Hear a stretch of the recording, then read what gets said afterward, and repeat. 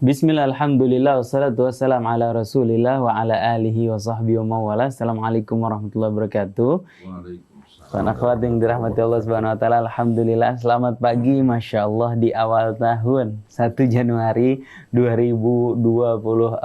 Senang sekali Al-Fagir Isa Al-Kaf bisa menemani ikhwan akhwat sekalian, ditemani Kang Nejat juga Mas Algi di meja operator yang masuk di tanggal merah. Masya Allah, alhamdulillah Allah masih berkesempatan beri kita kesempatan untuk menemani ikhwan akhwat selalu sambil apapun yang ikhwan akhwat lakukan. Dan alhamdulillah pada kesempatan pagi hari ini kita ditemani oleh guru kita yang membersamai kita, memberikan ilmunya, memberikan keberkahannya insyaallah untuk kita semua bersama Ustadz Husin bin Hamid Alatas. Assalamualaikum Ustadz. Waalaikumsalam warahmatullahi wabarakatuh. Alhamdulillah. Alhamdulillah. Mudah-mudahan insyaallah.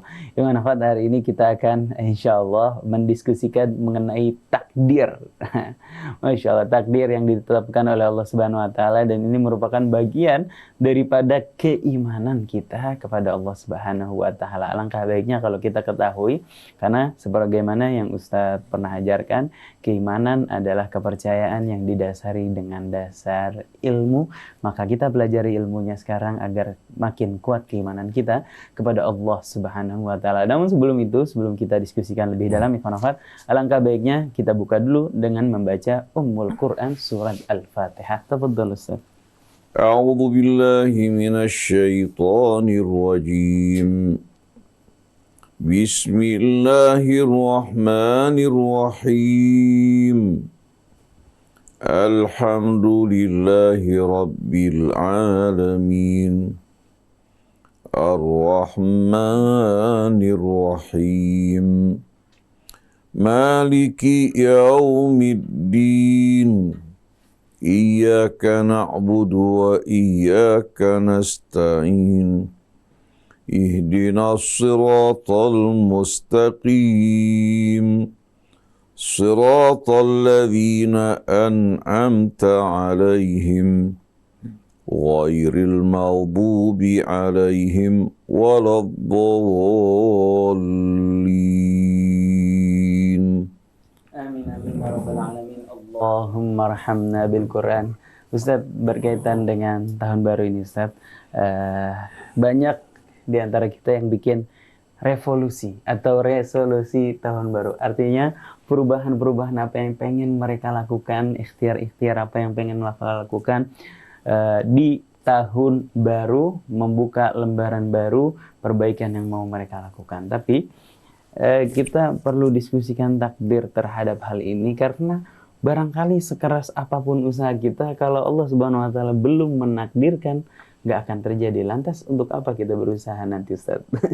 Timbul kepertanyaan seperti itu Ustaz. Kalau memang takdir itu full ditentukan oleh Allah Subhanahu wa taala. Di sisi lain ada pemahaman terhadap takdir bahwa takdir full dilakukan oleh manusia. Lantas bagaimana peran doa dan peran ibadah kita kepada Allah Subhanahu wa taala terhadap perubahan yang mau kita lakukan khususnya di tahun 2024?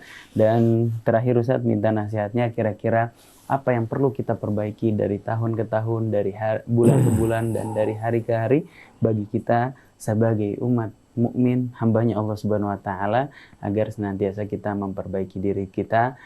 Semakin berlalunya waktu, semakin kita baik di mata Allah Subhanahu wa taala. Begitu Ustaz, barangkali boleh dijelaskan sebelum nanti ada beberapa pertanyaan titipan dari ikhwan akhwat yang kita sampaikan ke Ustaz. Tafadhol Ustaz. Jazakumullah khairan jazaa. A'udzu billahi minasy syaithanir rajim. Bismillahirrahmanirrahim.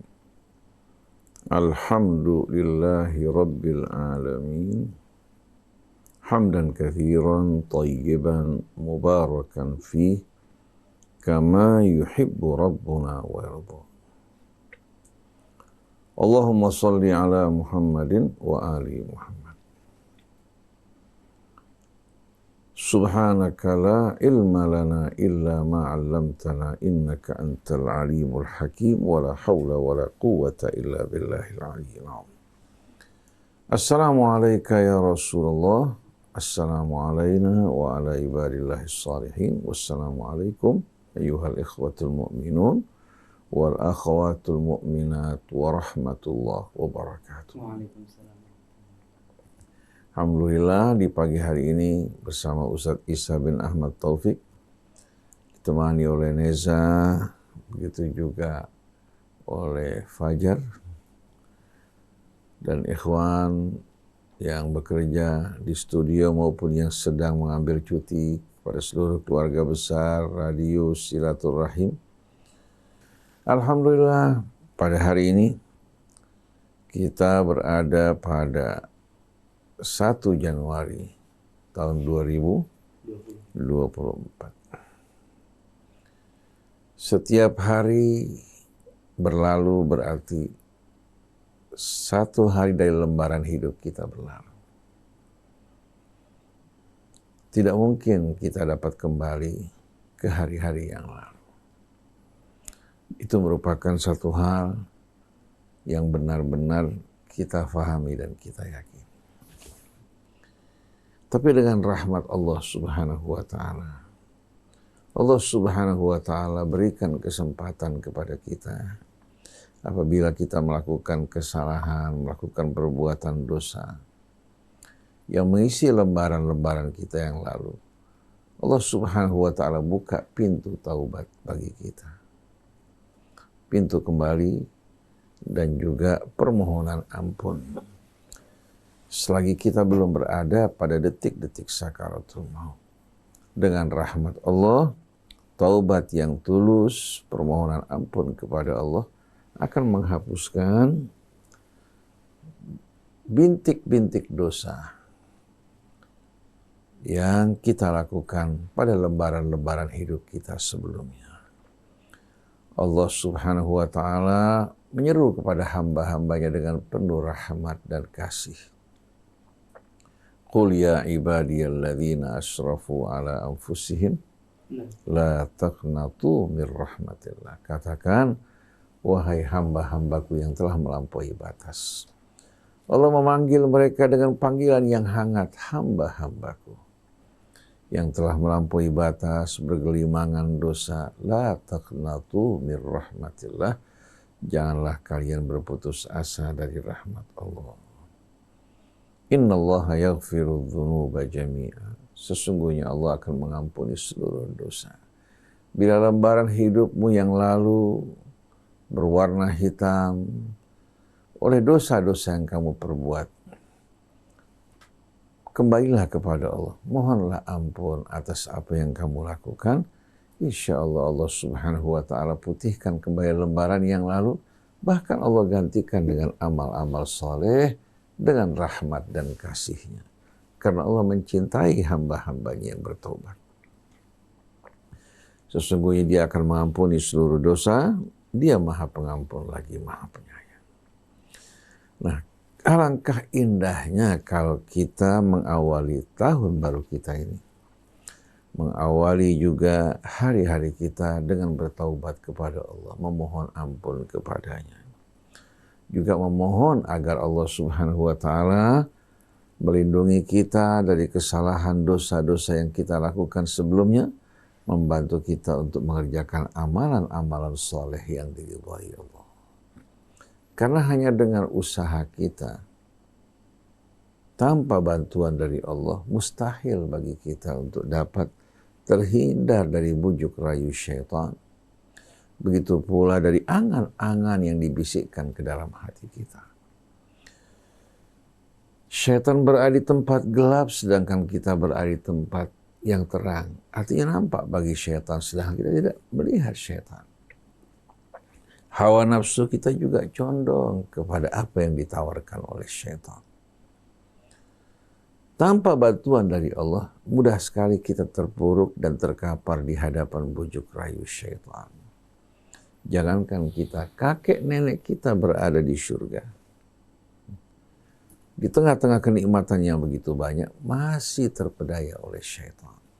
Oleh karena itu, jangan pernah kita bosan untuk memohon kepada Allah. Dan jangan pernah kita berhenti untuk selalu berhubungan dengan Allah. Baik melalui sholat 5 waktu yang kita lakukan, atau melalui Al-Quran yang kita baca, atau berkumpul bersama orang-orang yang selalu mengingat Allah dan mengingatkan kita kepada Allah. Oleh karena itu Nabi pun diingatkan Allah untuk tidak sama sekali apa? Memalingkan wajahnya dari orang-orang yang selalu memohon pada Allah pagi dan petang. Dan tidak membiarkan dirinya berkumpul bersama orang-orang yang apa? Hanyut bersama hawa nafsu mereka. Wasbir nafsaka ma'alladzina yad'una rabbahum bil ghadati wal 'ashyi yuriduna wajha. Bersabarlah wahai Rasulullah, sabarkan dirimu untuk berkumpul bersama mereka yang selalu memohon kepada Tuhan mereka pagi dan petang. Apa yang mereka harapkan, mereka rindukan bukan dunia ini. Yang mereka dambakan, mereka harapkan adalah wajah Allah, keridhaannya. Dengan mengharapkan Allah, amal-amal mereka juga akan apa? Akan sejalan dengan keridhaan Allah. Wala ta'du aynaka anhum turidu zinatal hayatid dunya.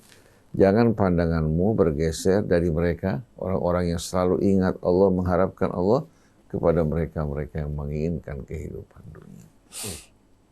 Wala tuti' man aghfalna qalbahu an dzikrina. Jangan sekali-kali kamu taati orang yang hatinya telah kami lalaikan untuk mengingat kami. Kata melalaikan, yang kami lalaikan untuk mengingat kami, itu bukan secara semena-mena Allah melakukan hal ini. Karena mereka percaya pada syaitan, mengikuti hawa nafsunya, maka Allah membiarkan mereka. Jangan kamu taati, ikuti ajakan orang-orang yang kami lalaikan hatinya untuk mengingat kami. Dan dia gemar mengikuti hawa nafsunya dan keadaannya betul-betul amat berbahaya, kritis melampaui batas. Artinya seperti orang yang berada di tebing jurang. Ini yang merupakan sebaik-baiknya yang harus kita lakukan. Ingat bertaubat pada Allah. Kemudian mengadakan hubungan yang manis mesra bersama Allah melalui sholat. Baik sholat wajibnya berkumpul bersama saudara-saudara kita, atau sholat nawafilnya, kemudian membaca Al-Quran, menunaikan zakat kita. Ini semua merupakan jalan yang akan membantu kita untuk melintasi cobaan hidup ini dengan mudah. Ini merupakan bimbingan petunjuk Allah Subhanahu wa Ta'ala, ya, atau dapat dikatakan dengan nama takdir tasyri'i. Artinya ketentuan-ketentuan yang bersifat syariat dan hukum yang Allah jadikan sebagai apa? Sebagai jalan terang bagi kita semuanya. Nah, di saat seorang mengikuti jalan ini, dia akan meraih dan mencapai apa? Mencapai tujuan yang mulia. Allah akan mudahkan jalannya. Tapi di saat dia meninggalkan jalan ini, memilih jalan yang apa? Yang dirintis oleh syaitan, yang dijanjikan oleh syaitan, maka dia akan apa? Akan terjerumus dalam tipu daya syaitan, terjerumus dalam penyesalan.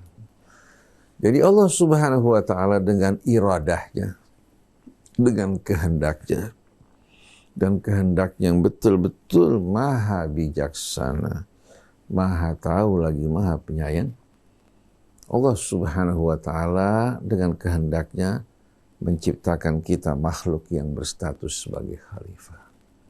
Artinya khalifah diberikan pilihan, diberikan kehendak, dan Allah Subhanahu wa Ta'ala serahkan amanat dan tanggung jawab kehidupan di bumi ini kepada mereka. Tapi bukan berarti Allah meninggalkan mereka. Allah Subhanahu wa Ta'ala menyerahkan kehidupan ini kepada mereka, di bawah tanggung jawab mereka. Allah membuka pintu bagi siapa saja yang memohon bantuan pada Allah. Siapa-siapa yang memohon bantuan, Allah akan bantu. Tapi siapa yang bersikap angkuh dan sombong, maka jangan dia menyalahkan Allah kalau Allah tidak membantunya. Jadi dengan irada Allah Subhanahu wa Ta'ala, Allah Subhanahu wa Ta'ala ciptakan manusia, tempatkan mereka di bumi, jadikan mereka sebagai khalifah. Ini iradahnya yang kembali kepada iradah takwiniyah. Artinya kun fayakun, yang semua kembali pada kehendak Allah, kebijaksanaannya, tidak ada kaitan dengan pilihan kita. Di antara kita ada yang diciptakan sebagai suku Jawa, suku Sunda, atau bercampur dengan keturunan Arab dan Cina. Ini semua merupakan pilihan Allah. Allah tidak akan bertanya kepada mereka, kenapa kamu lahir dalam suku Jawa atau dalam suku Sunda, kenapa bentuk rupa kamu seperti ini, kenapa warna kulit kamu seperti ini, kenapa orang tua kamu bercampur antara keturunan katakan Arabnya dengan Jawanya atau Cina dengan Jawanya. Ini semua merupakan hal-hal yang ditetapkan Allah dalam qada takwini, ketetapan yang bersifat takwin, yang kembali kepada iradah takwiniyah. Nah, setelah Allah menempatkan manusia di bumi, Allah berikan mereka akal. Allah Subhanahu wa taala juga sesuaikan fitrahnya dengan petunjuk dan bimbingannya. Allah mengutus Rasulnya, menurunkan kitabnya. Lalu Allah berkata kepada manusia, apabila kalian mengikuti petunjukku, siapa-siapa yang mengikuti petunjukku, mereka akan akan menjadi penghuni surga kekal di dalamnya untuk selama-lamanya. Tapi siapa yang mendustakan ayat-ayatku, yang ingkar kepadanya, mereka akan menjadi penghuni api neraka kekal di dalamnya. Ini keputusan Allah. Keputusan Allah. Nah, Allah Subhanahu wa taala dengan kehendaknya, yang menempatkan manusia di muka bumi, kemudian menjadikan mereka sebagai khalifah. Allah juga turunkan kitabnya kepada mereka dan Rasulnya, diutus di tengah-tengah mereka untuk membimbing mereka. Nah, pada saat Allah dalam Al-Quran memerintahkan mereka, wa qada rabbuka alla ta'budu illa iyyah wa bil walidaini ihsana. Allah menetapkan, mewajibkan atas kalian untuk tidak menyembah kecuali hanya kepada Allah, dan berlaku baiklah kalian terhadap kedua orang tua kalian. Perintah di sini bukan perintah takwini. Ketetapan di sini bukan ketetapan takwini. Karena kalau Allah Subhanahu wa taala katakan kun fayakun, tetapkan dalam ketetapannya yang bersifat takwin, manusia nggak ada satupun yang bisa menolak. Bisa nggak menolak kalau Allah tetapkan sesuatu? Tapi Allah melalui syariatnya, ya, menetapkan ketetapan, mengeluarkan perintahnya, nah pelaksanaannya dikembalikan kepada manusia. Mereka yang beriman, bertakwa akan mentaati perintah Allah, Allah sediakan balasan. Sedangkan mereka yang ingkar, menolak untuk mentaati Allah, mereka akan menerima hukum. Jadi kita harus memahami di sini, ya, di antara dua iradah Allah, satu iradah takwiniyah, ya, yang kembali kepada kehendak Allah yang tidak ada hubungannya dengan pilihan kita. Penciptaan kita, bentuk rupa kita, orang tua kita, di mana kita dilahirkan, kemudian juga suku dan bangsa kita, ini semua merupakan pilihan Allah, bukan usaha kita. Tapi berkaitan dengan tuntunan hidup yang Allah turunkan untuk kita semua, kembali kepada pilihan kita. Kita bisa mengikuti petunjuk Allah, kita selamat, atau kita meninggalkan petunjuk Allah, kita celaka. Nah, manusia akan ditanya pada apa-apa yang berkaitan dengan pilihannya. Jadi ada iradah takwiniyah, ya, ada iradah tasyri'iyah. Ketetapannya pun begitu. Ada qada takwini, ketetapan-ketetapan Allah Subhanahu wa taala yang bersifat takwin, yang tidak ada hubungan dengan pilihan kita. Ada juga qada tasyri'i, ketetapan yang berkaitan dengan syariat yang memerintahkan kita untuk tidak mempersekutukan Allah, berbakti pada ayah ibu kita, berbuat kebaikan pada sesama manusia. Ini merupakan ketetapan yang datang dari Allah untuk kita jalankan. Di antara kita ada yang beriman, ada yang kafir, ada yang taat, ada yang ingkar. Yang akan ditanya yang berkaitan dengan pilihan dan perbuatan kita. Begitu juga berkaitan dengan takdir. Setiap qada, ya, dituangkan dalam takdir. Takdir yang amat bijaksana dan sempurna. Kata takdir itu dalam bahasa Arab diambil dari kata kadar, al-qadr. Artinya ukuran. Sabbihisma rabbikal, sucikanlah nama keagungan Tuhanmu yang maha agung, alladzi khalaqa fasawwa, yang mencipta dan menyempurnakan ciptaannya dengan penuh keseimbangan. Lalu ciptaan Allah Subhanahu wa taala ini bukan ciptaan yang bersifat apa? Kaku, tidak. Tapi walladzi qaddara fahada, Allah menetapkan hukum, aturan dan ukuran bagi semua makhluk yang diciptakan. Kita manusia diciptakan Allah dengan ukuran. Baik itu apa? Fungsi jantung kita. Betul nggak? Ada ukurannya. Sampai detak jantungnya pun seorang yang normal dan orang yang tidak normal juga ada ukurannya. Begitu pula kalau kita memeriksakan darah kita di lab, kita akan lihat ternyata apa? Komposisi yang ada pada darah kita, kimia darah kita juga semua terukur. Orang yang sehat, leukositnya sekian. Kalau dia lebih rendah berarti menggambarkan orang yang tidak sehat. Kalau lebih tinggi pun ya secara ekstrim menunjukkan dia tidak sehat. HB-nya ada tolak ukur untuk orang yang sehat, ada yang tidak sehat. HB berlebihan menunjukkan gejala yang tidak sehat, HB yang rendah menunjukkan juga gejala yang tidak sehat. Begitu juga berkaitan dengan apa? Trombosit. Trombosit yang terlalu tinggi menunjukkan tidak sehat. Trombosit yang terlalu rendah juga menunjukkan gejala yang tidak sehat. Ada yang namanya batas minimal, ada batas maksimal untuk orang yang sehat. Begitu juga bola mata kita juga dengan ukuran pendengaran kita. Semuanya terukur. Kalau tidak terukur, bagaimana mungkin manusia akan dapat betul-betul apa? Akan dapat melahirkan berbagai macam ilmu pengetahuan yang berhubungan dengan manusia, seperti pengetahuan yang berhubungan dengan medis. Bagaimana mungkin lahir ilmu biologi, ilmu fisika, ilmu kimia, ilmu juga astronomi, juga geologi dan lain sebagainya. Adanya ilmu ini karena adanya hukum, aturan, dan keteraturan. Dan takdir Allah ini terbagi dua. Ada takdir takwini, ya. Itu merupakan ukuran ketetapan yang langsung ditangani oleh Allah Subhanahu wa taala. Seperti Allah menetapkan bagi jantung kita hukum dan aturan, bagi fungsi hati kita, fungsi ginjal kita, semua dengan hukum dan aturannya. Tugas kita sebagai hamba, sebagai khalifah menjaga. Menjaga apa? Menjaga kesehatan tubuh kita, tidak merusaknya dengan mengkonsumsi apa-apa yang tidak sehat, atau melakukan perbuatan-perbuatan yang dapat merusak kesehatan kita. Nah, kalau takdir tasyri'i berkaitan dengan syariat yang ditetapkan Allah Subhanahu wa taala. Juga dengan ukuran. Betul enggak?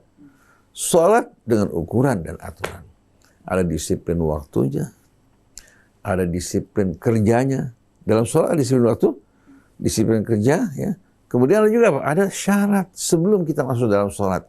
Itu dengan cara kita bersuci terlebih dahulu. Puasa juga ada aturannya. Betul enggak? Nah, ini semua merupakan takdir tasyri'i. Aturan-aturan dan hukum syariat yang ditetapkan oleh Allah sebagai tuntunan hidup bagi kita semua. Ketetapan syariatnya bukan datang dari manusia, bukan dari DPR, tapi dari Allah. Sedangkan pelaksanaannya kembali kepada kita. Kalau kita taat, kita akan menerima balasan yang baik. Kita menolak untuk taat, berarti kita apa?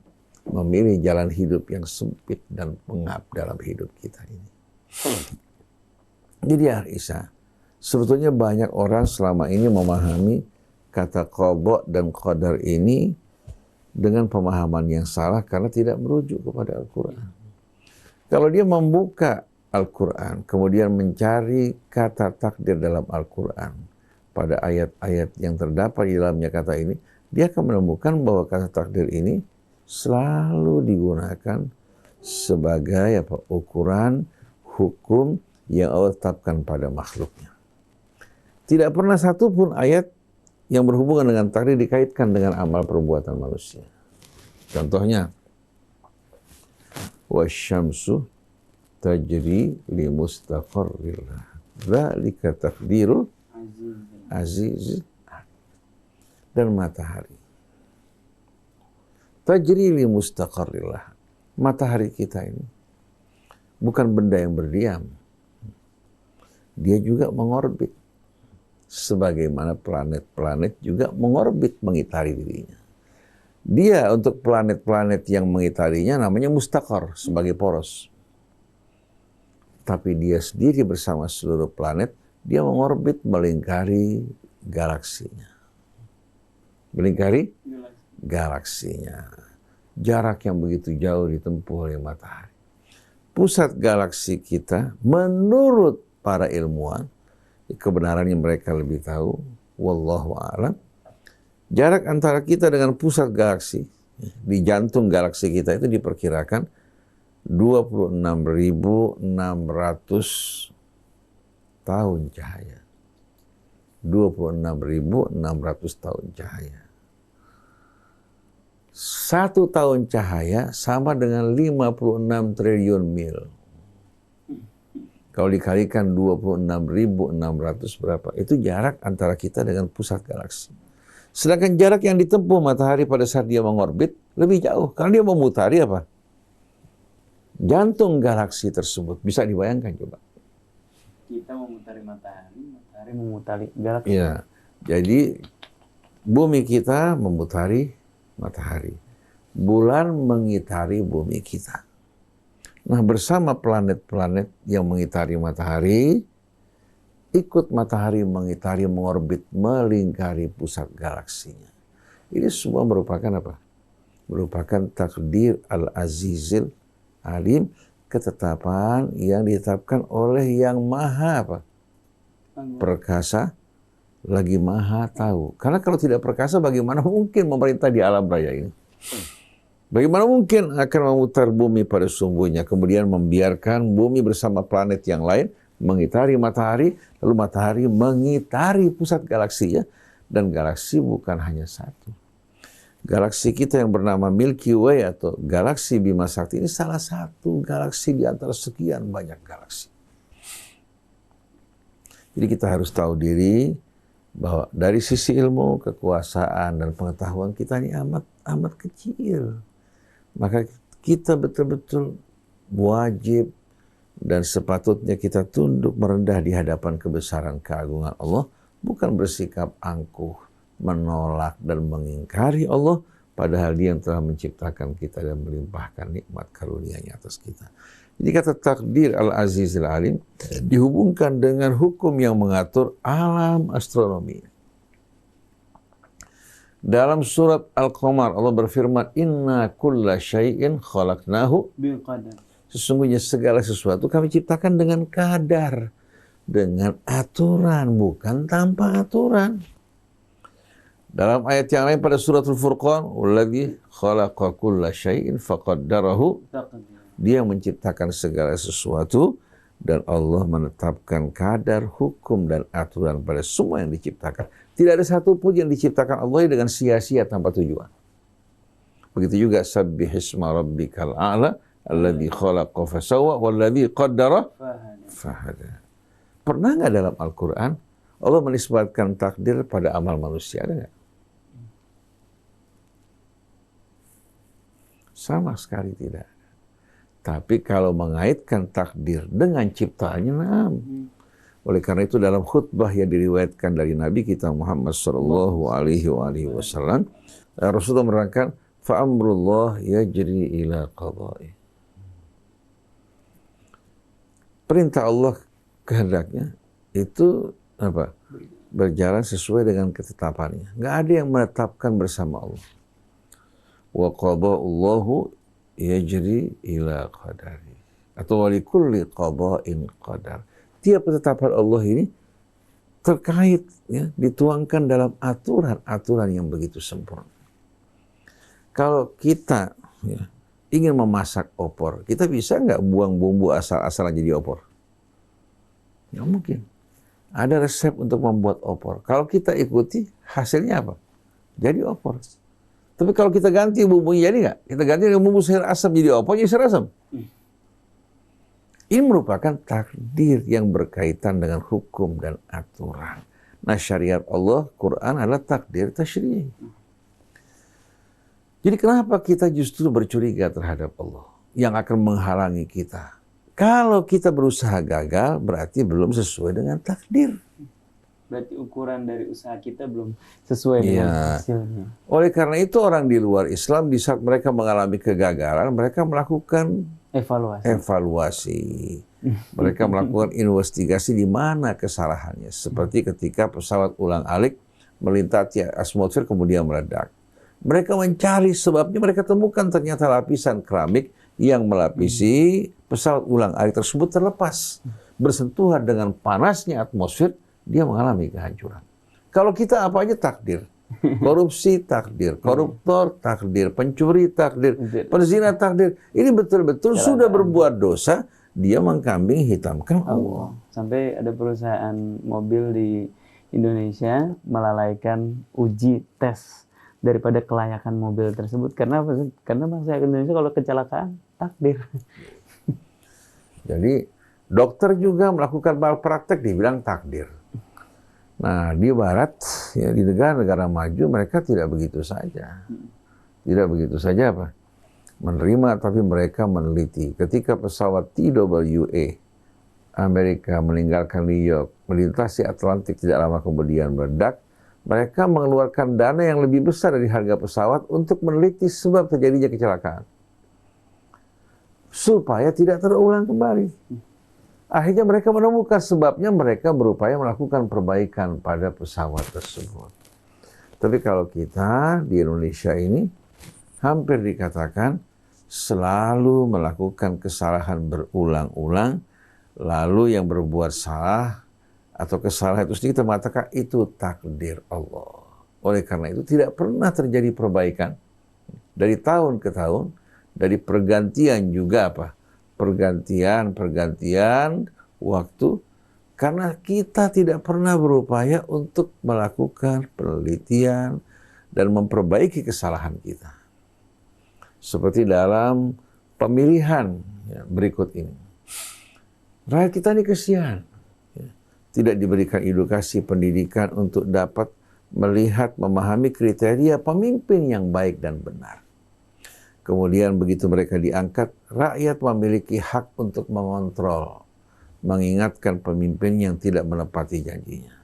Di saat mereka tidak menepati janji, rakyat bisa keluar menuntut untuk minta agar mereka digantikan karena mereka bukan orang yang layak untuk menjadi pemimpin. Pada saat ini kita dipermainkan oleh partai-partai politik. Calon yang dicalonkan juga bukan pilihan rakyat, tapi rakyat disuruh memilih calon-calon yang mereka tentukan. Begitu mereka naik jadi wakil rakyat milik partai bukan milik rakyat. Sedangkan partai bentukan dari orang-orang yang membentuknya berkolaborasi juga dengan oligarki. Nah, ini menggambarkan bahwa rakyat kita ini dari masa ke masa sebetulnya belum mengalami kemajuan dan belum mengenal arti kemerdekaan yang sebenarnya. Dulu pada masa Belanda kita terjajah secara militer. Begitu Belanda pergi, ternyata apa? Kondisi negeri kita walaupun dipimpin oleh rakyat, tapi ternyata rakyat belum menikmati, mencicipi kemerdekaan dalam arti yang sebenarnya. Jadi, ikhwan akhwat yang dirahmati Allah, Anda perlu membuka Al-Quran, Anda akan melihat tidak pernah kata takdir dihubungkan dengan amal manusia. Tidak ada sama sekali. Tapi takdir dihubungkan dengan hukum-hukum, aturan-aturan yang berlaku baik di alam raya ini, yang dinamakan takdir takwini atau norma-norma alamiah, atau takdir tasyri'i, itu norma-norma syariat yang Allah turunkan sebagai tuntunan bagi kehidupan kita semuanya. Lalu apalagi yang membuat kita merasa ragu terhadap kebijaksanaan Allah?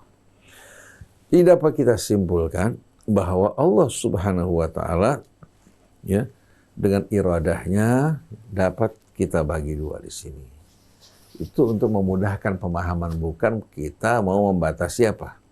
Mau membatasi ilmu dan kehendak Allah. Ada iradah takwiniyah. Itu iradah ya Allah Subhanahu wa Ta'ala yang mutlak, yang dengan kehendaknya kun fayakun, terjadilah segala sesuatu sebagaimana yang dikehendaki. Idza arada syai'an an yaqula lahu kun fayakun. Ada iradah tasyri'iyah. Allah Subhanahu wa taala dengan kehendaknya menetapkan syariat yang diperuntukkan untuk makhluknya yang ditempatkan di muka bumi sebagai khalifahnya, dan Allah akan melihat bagaimana sikap mereka dalam menyambut dan menerima syariat Allah, dan setiap orang akan dibalas sesuai dengan pilihan dan perbuatannya. Dari iradah takwiniyah lahirlah qada takwini, juga takdir takwini. Dari iradah tasyri'iyah lahirlah qada tasyri'i dan juga takdir tasyri'i.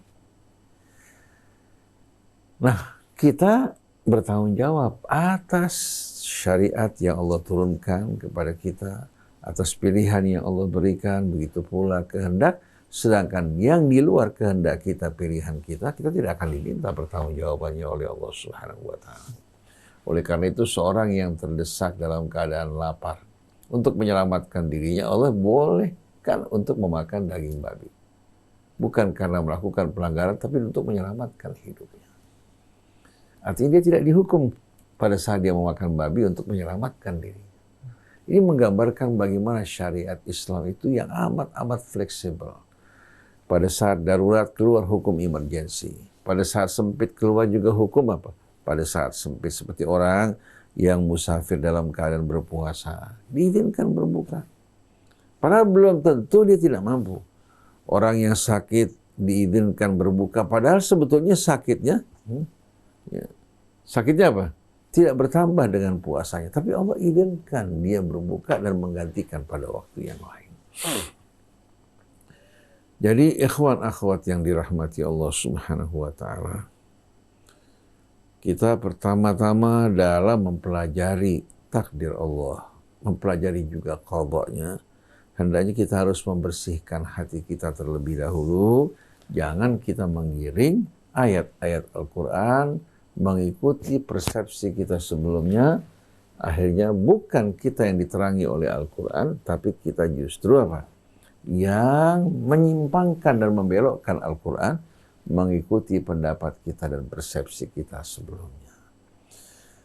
Jadi kesimpulannya, Allah Subhanahu wa taala akan meminta pertanggungjawaban pada apa yang kembali pada pilihan kita. Dan Allah Subhanahu wa taala tidak akan bertanya kepada kita tentang apa-apa yang langsung ditentukan Allah Subhanahu wa taala. Orang kalau tertidur tidak sengaja hingga masuk, katakan, atau melintasi sholat subuh, dia dihukum enggak? Dihukum enggak? Orang puasa lupa bahwa dirinya puasa, kemudian dia makan di tengah hari bulan Ramadan. Batal nggak puasanya? Enggak. Tidak. Kenapa?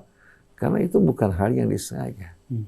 Yang lupa, tidak disengaja, atau yang terpaksa, Allah angkat pena dan tidak menjatuhkan hukuman buat mereka. Rufi'al qalamu an thalath. Diangkat pena dari 3 orang. Yang pertama apa? Dari orang yang tertidur hingga dia bangun. Tertidur ya, hingga apa? Bangun. Begitu juga dari orang apa? Gila. Yang diangkat, dia punya apa? Akalnya. Tidak terkena hukum. Begitu juga dari orang yang terpaksa melakukan sesuatu di luar kehendaknya. Seperti dia dalam keadaan lapar, yang tersedia di hadapannya hanya makanan yang diharamkan Allah. Allah berikan kelonggaran. Tapi yang dikenakan hukum itu yang dilakukan dengan kesadaran, pilihan, dan kebebasan tanpa ada paksaan. Itu yang akan ditanya oleh Allah. Tapi sayang, sungguh sayang, kita selama ini tidak akrab dengan Quran. Kita selama ini mengikuti alur-alur yang apa? Yang ditinggalkan oleh para ulama kita melalui buku-buku mereka, melalui riwayat-riwayat yang mereka kumpulkan, tanpa kita sadari, kita menjadikannya sebagai tolok ukur. Padahal kalau kita kembalikan lagi pendapat para ulamanya kembali kepada Al-Quran, kita akan betul-betul menemukan terobosan-terobosan yang baru, yang amat indah, yang menjawab berbagai macam kegelisahan, keresahan di hati kita semua. Jadi kita harus tahu betul-betul bahwasannya Allah tidak pernah berbuat aniaya kepada hambanya. Lalu orang bertanya, apakah Allah tahu bahwasannya Abu Jahal, Fir'aun, Namrud, ya, mereka akan orang-orang yang berakhir hidupnya dalam kekafiran? Jawabannya Allah tahu. Tapi bukan berarti kalau Allah tahu apa yang akan terjadi pada mereka, Allah yang menggiring mereka. Sama sekali tidak. Ilmu Allah mendahului kejadian tapi tidak menggiring dan mengendalikannya. Saya berikan contoh sederhana. Seorang guru mengajar murid-muridnya di kelas selama 2-3 bulan atau 6 bulan. Si guru selalu mengamati murid-muridnya.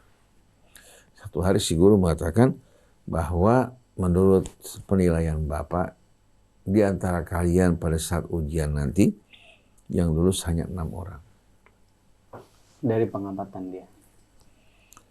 Akhirnya hasil ujian keluar, yang lulus 6 orang seperti yang Bapak sebutkan, yang lain tidak lulus. Murid-murid protes mengatakan, terang aja Bapak sudah menentukan kami tidak lulus sebelumnya. Padahal sebetulnya bukan si Bapak yang menentukan, si Bapak melihat murid yang lain tidak belajar, tidak bersungguh-sungguh, tidak mampu memberikan jawaban. Jadi berdasarkan pengawatannya dia menemukan diperkirakan yang lulus hanya 6. Ini perkiraan manusia bisa salah. Betul? Tapi kalau ilmu Allah yang tidak dibatasi ruang dan waktu, dia mengetahui yang dulu, yang kini, yang akan datang, tapi bukan berarti Allah Subhanahu wa taala yang mengendalikan orang untuk mencuri kemudian ditanya kenapa kamu mencuri. Mengendalikan orang untuk berbuat kezaliman, sama sekali tidak. Jadi kita yang diberikan pilihan kesempatan yang masih tertinggal pada saat ini bersama datangnya tahun 2024. Mari bersama-sama kita kembali pada Allah. Mari kita perbaiki sangkaan kita tentang Allah. Jangan kita berburuk sangka pada Allah. Karena sangkaan kita ini akan berpengaruh pada amalan kita. Orang yang berbaik sangka pada Allah, dia akan juga berbaik amalnya. Tapi kalau yang berburuk sangka, pasti amalnya juga akan bersifat buruk. Jelaskan agama Allah dengan sederhana dan mudah melalui kitab Allah Subhanahu wa taala. Wallahu a'lam. Masya Allah, Ustaz. Ada pertanyaan, Ustaz. Sebentar. Bismillahirrahmanirrahim dari hamba Allah. Ustaz, jika lahir, mati, rezeki, dan jodoh merupakan takdir, apakah jika kita mendapatkan suami yang hobi atau suka melakukan KDRT, itu merupakan bagian dari takdir dan rezeki kita sebagai istri, Ustaz? Syukran, jazakumullah khair. Bismillahirrahmanirrahim. Sungguh kesalahan yang fatal kalau seorang wanita mendapatkan suami yang zalim, yang suka memukul, mengatakan bahwasannya suaminya yang sepertinya ditakdirkan untuk diri.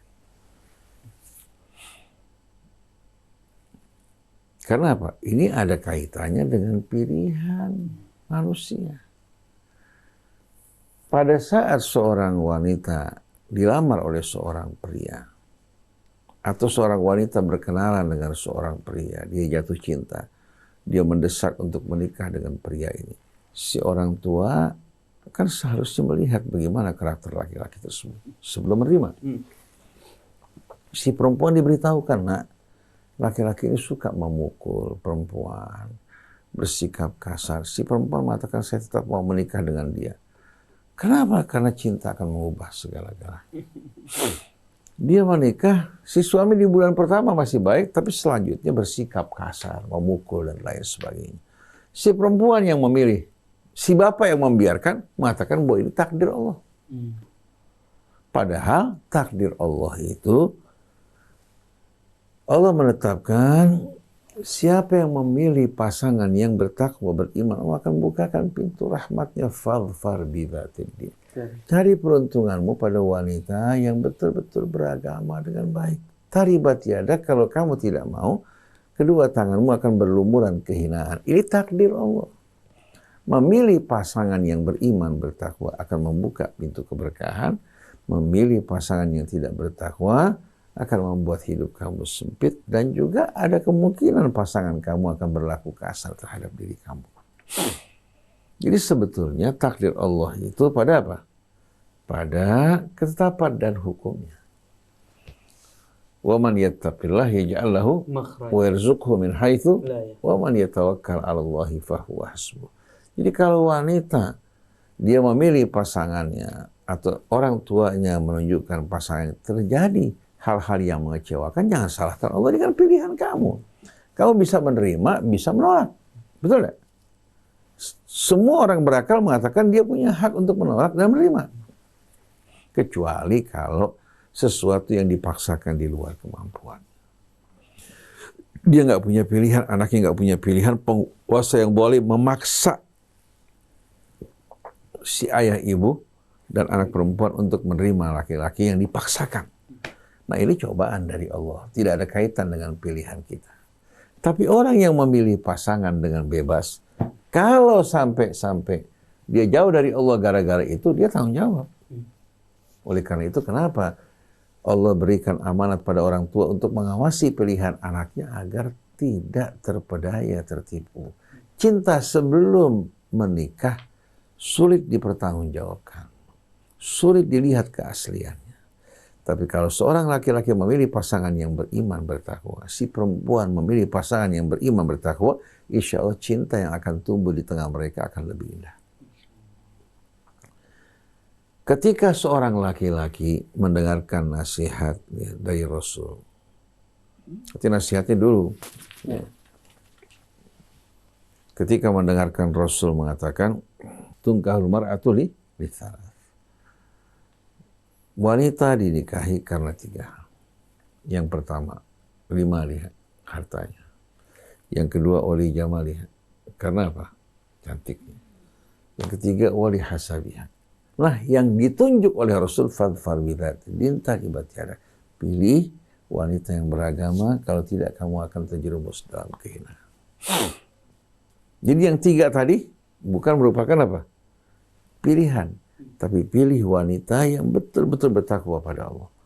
Seorang laki-laki bercerita, ketika saya mendengarkan hadis ini, saya berusaha betul-betul untuk mencari wanita yang salihah. Jadi bukan menekankan kepada ketiga hal tadi sebelumnya. Yang diutamakan wanita yang salihah. Dia mengatakan ketika saya pertama menikahi dia, hati saya sebetulnya tidak tertarik terlalu besar pada wanita ini. Tapi saya dengar pribadi akhlaknya adalah wanita yang salihah. Begitu saya menikah beberapa lama dengan dia, saya merasakan bahwa saya amat mencintainya, asyik Tuhan. Aku mencintainya, bahkan aku selalu ingin segera kembali ke rumah untuk menemui. Tapi ada laki-laki yang tergila-gila pada seorang wanita ketika dia menikahi, bayangan yang tadinya indah semuanya runtuh. Ternyata bukan kebahagiaan, tapi percekcokan, perselisihan yang terus berkecamuk. Kenapa? Si perempuan, ya, ketika memilih laki-laki ini tidak melihat agamanya, si laki-laki memilih perempuan tidak melihat agamanya, hanya masing-masing tertarik oleh penampilannya. Orang di luar mengatakan sungguh beruntung dia. Dapat pasangan yang cantik, terpelajar, berpendidikan dari keluarga yang mulia. Dia tidak tahu bahwasannya semua ini bukan hal yang akan menjadi penentu kebahagiaan seseorang. Jadi berkaitan dengan hal yang berhubungan dengan suami dan istri, itu menjadi tanggung jawab kita. Oleh karena itu Allah ajarkan kita bermusyawarah, beristikharah supaya Allah bantu kita memilih pasangan yang sesuai. Tapi jangan maksa Allah. Dia istikharah juga, tapi minta, ya Allah, saya minta nih laki-laki buat saya, ya Allah. Jangan sampai lepas. Saya pernah bilang, kamu istikharah. Katakan, ya Allah, kalau seandainya laki-laki ini merupakan pasangan yang tepat, tolong tentramkan hati saya, begitu juga buka hati ibu saya untuk menerima dia sebagai calon menantu. Tapi kalau tidak, tolong pisahkan dan jauhkan kamu. Jangan begitu, Ustaz. Dia nggak mau begitu dipisahkan. Minta supaya Allah ikut kemauan dia. Setuju untuk menikahkan dia dengan pilihannya. Ini kan nggak tepat kalau cara seperti ini. Kalau kita istikharah, minta Allah yang memilihkan buat kita. Oleh karena itu, orang kalau jatuh cinta berpacaran sebelum menikah, konsekuensinya apa? Akal sehatnya akan hilang. akal sehatnya akan hilang hingga di saat dia memilih bukan lagi melihat kriteria agamanya, takwa dan akhlaknya, tapi apa? Hawa nafsunya. Kemudian berkaitan dengan apa? Dengan celaka dan bahagianya. Katanya telah ditetapkan Allah. Kalau Allah tetapkan orang tersebut celaka dan bahagia, si manusia pasti akan berjalan sesuai dengan ketetapan Allah. Betul nggak? Ini merupakan hal yang tidak benar.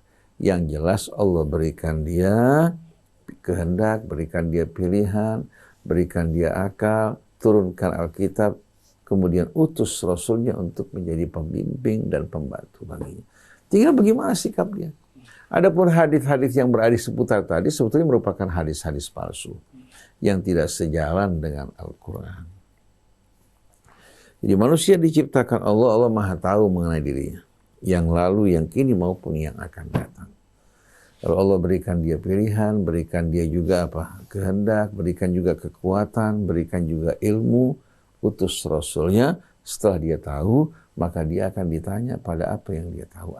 Adapun yang dia tidak tahu, Allah tidak akan bertanya. Beban juga yang bakal ditanya, yang mampu dipikul, yang tidak mampu dipikul, Allah maafkan. La yukallifullahu nafsan usaha. Jadi sebetulnya Allah ini Maha Pemurah, Maha Penyayang, Maha Tahu, Maha Bijaksana dalam ketentuannya, baik qadanya maupun takdirnya, tapi kebanyakan manusia tidak memahami hal ini. Jadi pasangan suami istri jangan sekali-kali merasa bimbang dan ragu. Hadapkan hati kita kepada Allah. Mohon bimbingan petunjuknya. Kalau kita pernah melakukan perbuatan maksiat, dosa atau kesalahan, mohon ampun kepada Allah Subhanahu wa Ta'ala. Kalau sudah terjadi dalam rumah tangga, istri baiknya apa, Ustaz? Apa mengajukan khulu atau bagaimana, Ustaz? Kalau apa? KDRT tadi. Kalau seorang laki melakukan KDRT, tangannya panjang, suka memukul istrinya, menganiayanya, ya. Biasanya laki-laki seperti ini tidak mau menceraikan istrinya. Kalau si laki-laki setelah diberikan kesempatan tidak berubah, si istri bisa menggugat ke hakim minta dipisahkan dari suaminya. Itu namanya khulu. Dan di sini suami yang melakukan KDRT tidak berhak untuk menerima apa? Menerima pengembalian maharnya. Tapi kalau si perempuan yang mau berpisah tanpa penganiayaan laki-laki karena dia punya hati nggak nyaman bersama suaminya, dia mesti mengembalikan apa yang pernah diberikan dari maharnya atau suami mengikhlaskan. Itu merupakan rahmat Allah. Jadi persoalan takdir maupun qadha, ya, hendaknya kita kembali kepada Al-Quran. Kita resapi dan fahami kata takdir dalam Al-Quran, begitu pula qadha dan penggunaannya, kita akan melihat makna dengan jelas dan gamblang. Subhanakallahumma wa bihamdika, asyhadu an la ilaha illa anta, astaghfiruka wa atubu ilaik. Jazakumullah khair Ustaz atas ilmunya pada pagi hari ini. Mudah-mudahan bisa jadi wasilah hidayah buat kita semua. Amin. Penyemangat kita ikhwan akhwat untuk senantiasa memperbaiki diri kita, bukan tahunan tapi setiap hari kita perbaiki hubungan kita dengan Allah Subhanahu wa taala, sebagaimana firman Allah Subhanahu wa taala yang tadi disebutkan oleh Ustaz, yaj'al lahu makhraja. Semakin kita memperbaiki ketakwaan kita, keimanan kita sama Allah, Allah akan berikan kita jalan keluar dari permasalahan hidup kita, bahkan diberikan rizki dari jalan yang tidak disangka-sangka. Khanakat Al-Fagir Isa Al-Kaf, Kang Neja dan juga Mas Algi beserta seluruh kru yang bertugas mohon undur diri. Wassalamualaikum warahmatullahi wabarakatuh. Waalaikumsalam warahmatullahi wabarakatuh.